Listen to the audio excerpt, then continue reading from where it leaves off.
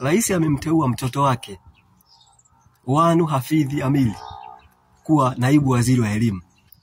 Sasa hapa tulitakiwa sisi tumuulize rais ametumia vigezo gani kumteua mwanae kuwa waziri wa elimu, kuwa naibu waziri wa elimu?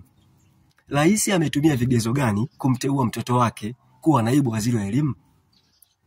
Je, ni kweli kwamba mtoto wake labda ni bora kuliko wale wabunge wote 380?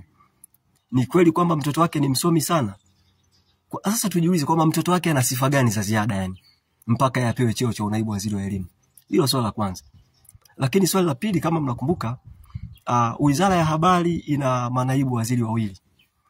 Wizara ya Elimu ina naibu waziri mmoja. Unaelewa maana yake? Maana yake ni kwamba Wizara ya Habari ni bora kuliko Wizara ya Elimu. Kwa sababu ukiona wizara ina manaibu waziri wawili, maana yake wizara hiyo ni nyeti na ina majukumu mengi. Sasa je, ni kweli kwamba Wizara ya Habari ina majukumu mengi kuliko Wizara ya Elimu?